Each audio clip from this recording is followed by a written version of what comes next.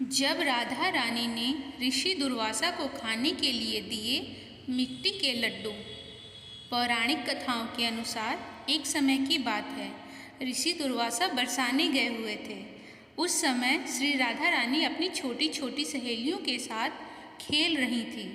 राधा रानी और उनकी सहेलियाँ मिट्टी के छोटे छोटे बर्तन बनाकर उसमें उसी मिट्टी का भोजन बनाकर भगवान को भोग लगा रही थी। श्री राधा रानी और उनकी सहेलियाँ ये सब कर ही रही थी कि अचानक से ऋषि दुर्वासा वहाँ आ पहुँचे। ऋषि दुर्वासा को देखकर श्री राधा रानी और उनकी सहेलियाँ ऋषि के सम्मान में उठ खड़ी हुईं और उनको दंडवत प्रणाम किया और बड़े ही सरल स्वभाव से उनका स्वागत करते हुए उनको बैठने को कहा। ऋषि दुर्वासा भोली भाली और छोटी कन्याओं के इस सरल व्यवहार को देख करके बहुत प्रसन्न हुए और उन कन्याओं द्वारा बिछाए गए आसन पर जाकर बैठ गए।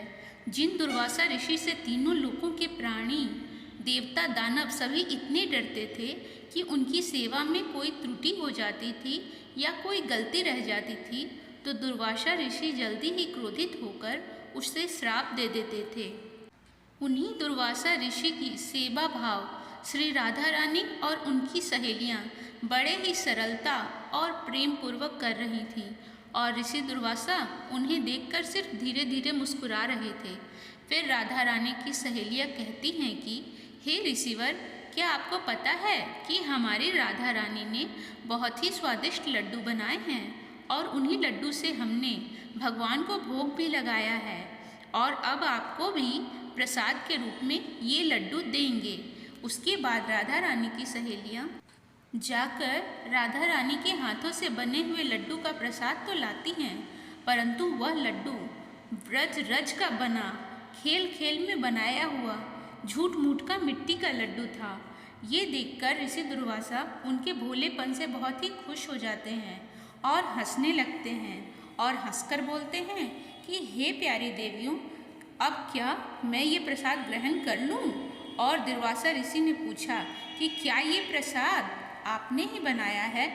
ऋषि दुर्वासा के इस प्रश्न पर सारी सहेलियाँ एक साथ और एक ही स्वर में कहती हैं, जी हाँ ऋषिवर, यह प्रसाद हमारी राधा रानी ने ही बनाई है और हमारा दावा है कि आज तक आपने ऐसा लड्डू नहीं खाया होगा।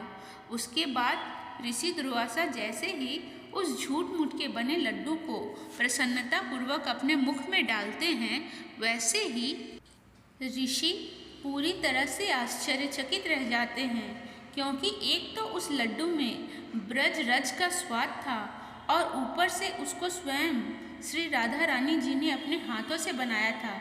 इससे ज़्यादा और क्या ही हो सकता था? अमृत को भी फीका कर दे, ऐसा स्वाद था उस लड्डू का।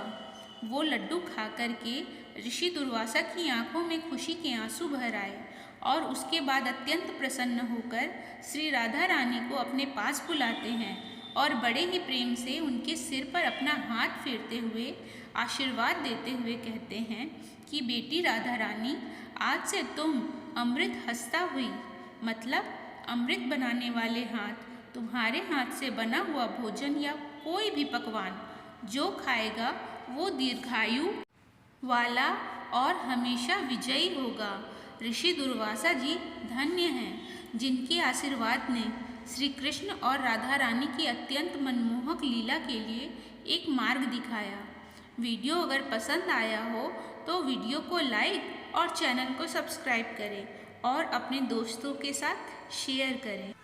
और हाँ, कमेंट में जय जय श्री राधे अवश्य लिखें। धन्यवाद।